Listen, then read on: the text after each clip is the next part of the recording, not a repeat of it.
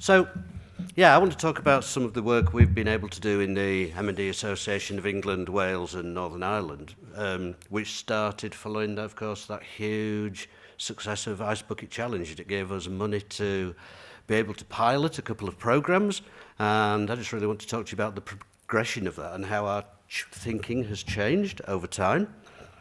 So we currently call this work Children and Young People, but actually the title of this slide is right because it's really about a whole family approach that we're doing.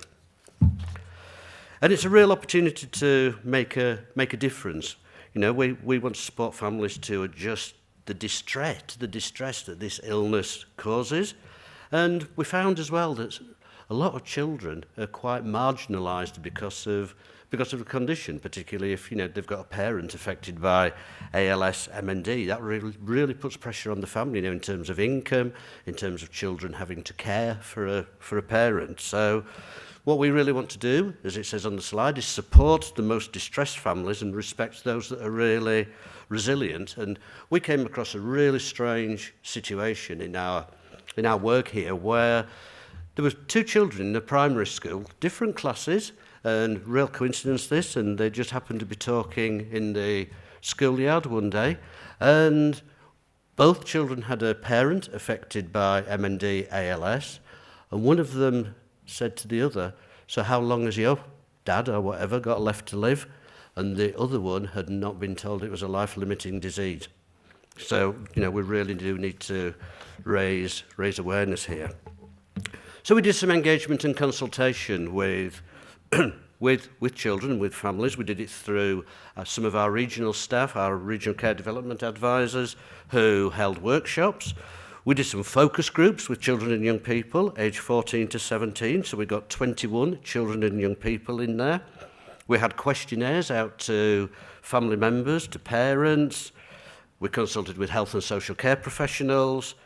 We had a review of information that we already held, but one of the most important things in our sessions was this concept of having a graffiti wall, so giving children and young people the opportunity just to go up and write down their feelings or their thoughts, and that proved absolutely fascinating.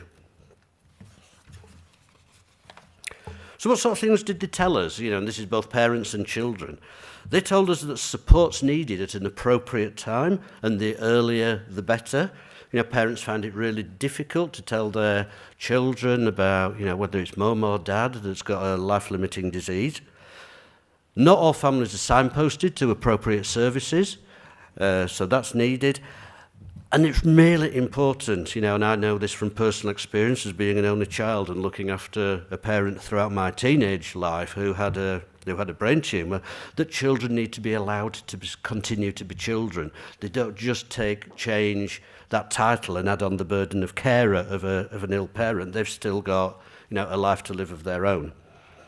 Use of language, very, very important, that it's age appropriate, that it's very, very plain English in describing what is quite a complex condition, particularly a terminal condition.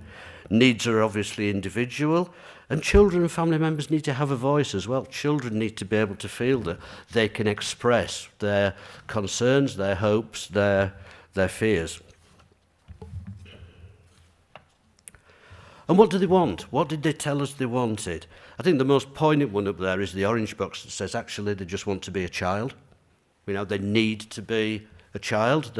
They don't change because of the illness of a parent. They still need to be allowed to be a child, but they need an opportunity to make memories. Make memories, very, very important.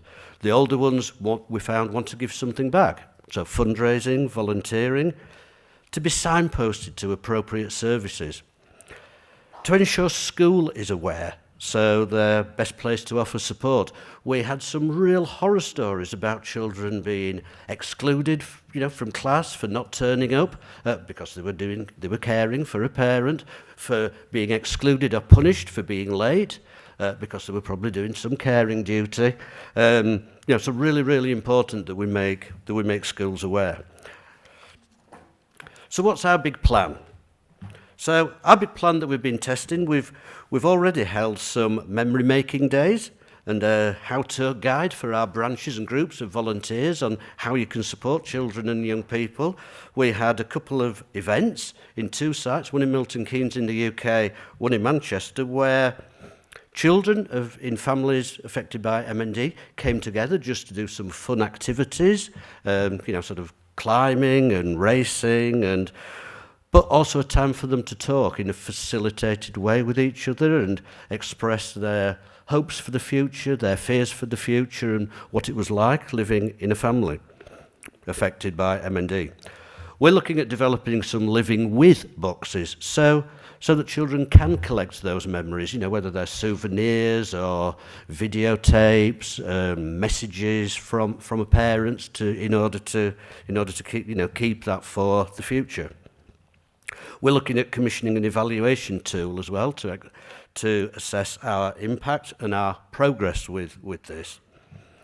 We're looking at some partnership development with another charity in the UK called Bernardo's and Hope Support Services, so that if we're successful with an application, a joint application we've got with Bernardo's to one of the national trusts that's Children in Need, if you've heard of that, in the UK. So we're looking to commission a bespoke, specific counselling service for children in families affected by MND.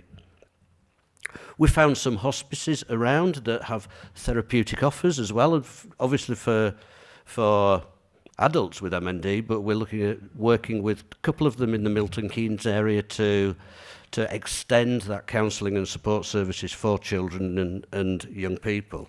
And of course, we're always developing our own educational resources and introducing digital platforms.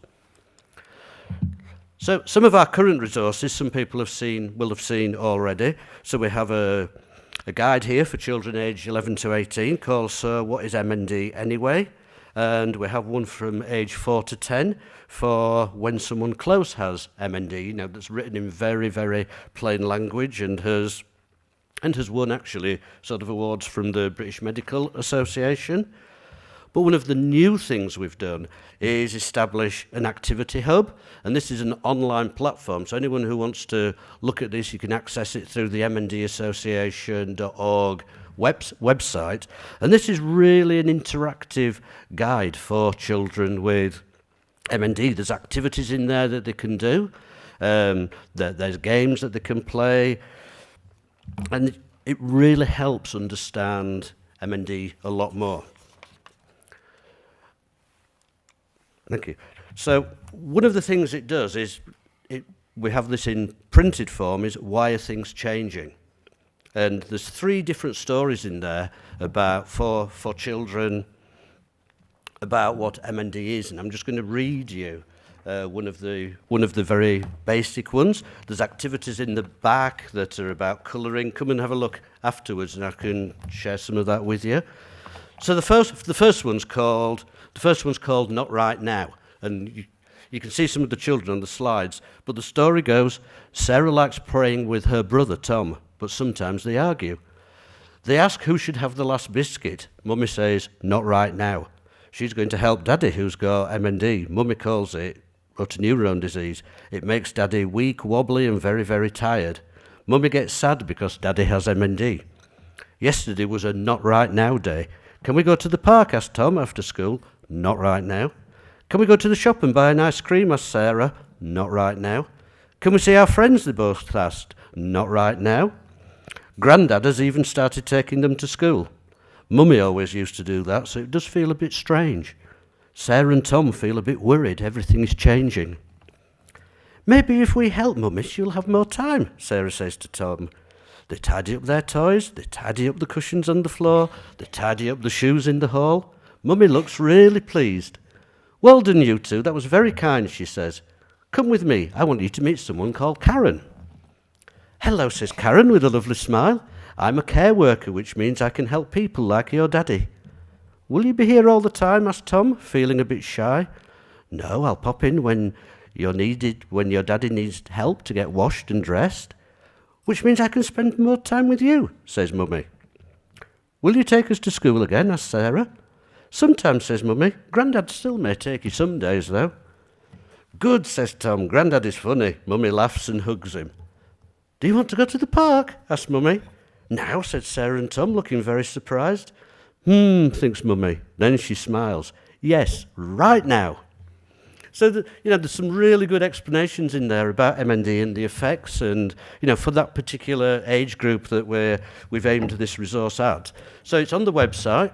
There are printed copies in the MND Association, but website is probably your best approach here.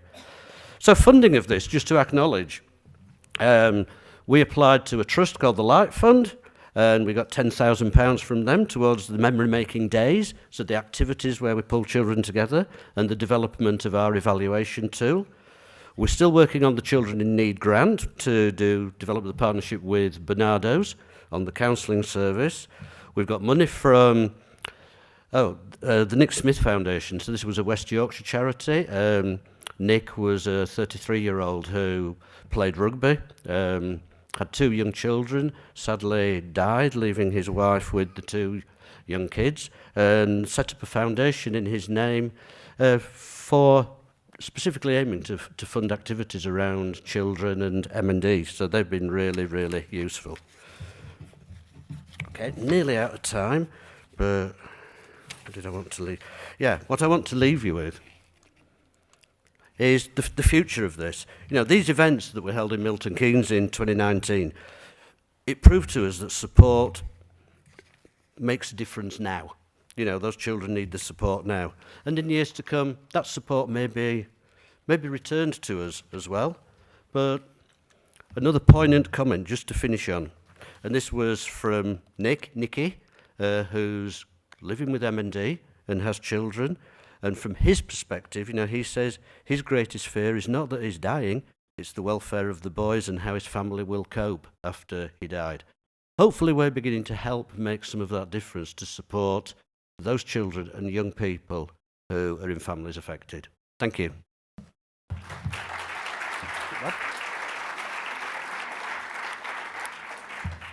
So I guess I've time for a couple of questions.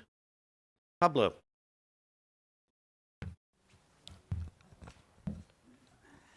Okay, Steve, thank you so much. That was really, really interesting. And as always, we try to think how to apply this in our countries. So I'm going to ask you if you can give more details in terms of logistics and the operational side of this project. We were wondering, for example, about the professionals involved in this project. How do you select the groups and how do you divide the groups? And how the MNDA reaches out the families to offer this project, and any other detail you can give. So we have around England, Wales, Northern Ireland branches and groups, of volunteers, and so we've delivered this through our branches and groups. We've piloted it in 3 areas now, and we're looking to make that wider. But we also, through our regional staff who work in the field, contact relevant local health and social care professionals. So we've also found, we've talked about that we've got 22 care and research centres, and in 2 of those it's been the coordinator who has knowledge of the families, who's been able to bring the children together from there, because we obviously hold very few data on patients, but our care centres are the real hub of this. So we've also done this through 3 of those care centres, and dependent on the evaluation, we'll be looking to expand that. But I think one more. I'm not sure how to work that. My question is, thank you, beautiful, amazing resources that you just outlined. So thank you so much for that. My question is regarding outcome metrics. I know you're looking at that. I know that's very difficult. So I hate even asking that question, but what are your initial inklings that you're looking to measure? Interesting, because I'm actually delivering somebody else's work here. This isn't mine. I think that's why I'm going to totally fudge it and say I don't know yet. That's currently being planned. We're hoping to have something in place by January, but the team that's working on it, I'm not currently part of, working in that team. So as soon as I know, I'm very happy to email that out. I'm not going to fudge a question because I don't know it. One more, I'll go it, Jan. Sorry, just one question. The day that you organize for the children, I probably think that parents will come with the children. Yep. And how do you, is it so that they are separated from their parents in a certain period of time during the day so they can talk without Yeah, their parents? absolutely. I don't know if I'm So phrasing it right. we've done both then. So we've done one event where it was just children, and we obviously had professional staff who had the appropriate checks to be able to work with children.